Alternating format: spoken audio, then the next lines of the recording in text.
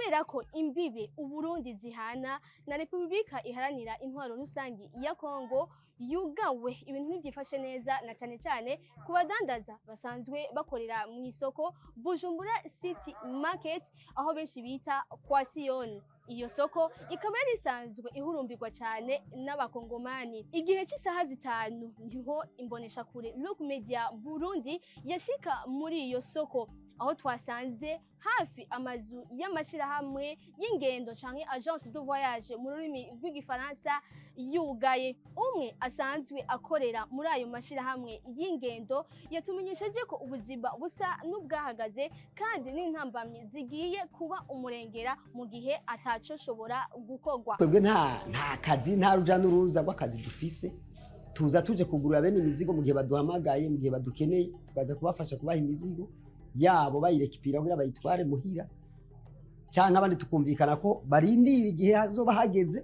bakazoza tugirirwa amahirwe bakugurura imizigo ikabandanya ikajabuka. Horengana nk'indwi zibiri atakirakorwa ngo hugururwe imbibe cyangwa ngo barabe uko bubigenza nk'abategetsi. Vraiment mu bisanzwe hazoba manka ikomeye. Urabona nk'abana bariko baraza baja mu buruhuko, abazosubizwa mu buruhuko bagenda twama minervare, kuri benshi abana bazicara kuko nifungurwa vraiment benshi bararira.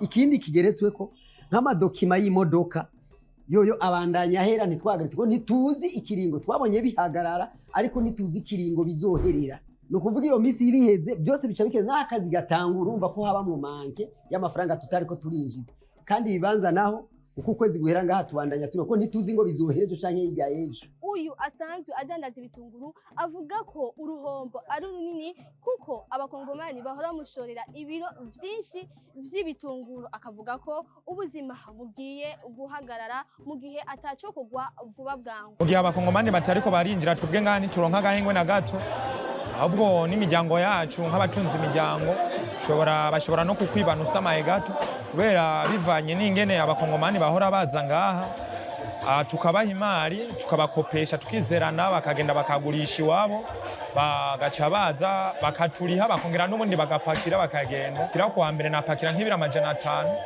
no kuwa kabiri nkapakira nk'ibiro 300 canke 5. Muri ico gihe bacanga ivyera n'ivyaruci. Basanzwe barangurira ibikorwa mu isoko benshi bita kwa Siyoni bavuga ko batabona uko bagiye gutunga imiryango yabo. Aje nihereye ko mbona yuko noruhuka, no cambanza nkaruhuka basi nk'igihe c'amezi 3 canka nabiheba kuko n'ubundi noba ndiko nkorera mu ruhombo. Hagati aho impunzi z'abakongomani zari zimaze kwakirwa hano mu gihugu c'u Burundi zirenga 75,000. Hakaba hakenewe amahera angana n'imiliyoni 33 z'amadolari y'abanyamerika kugira ngo izo mpunzi zishobore gufashwa. Bikaba byashikirijwe n'umuhuza bikorwa w'urunani rw'amashirahamwe mpuzamakungu yegukira ONU Violet Kenyana Katiom.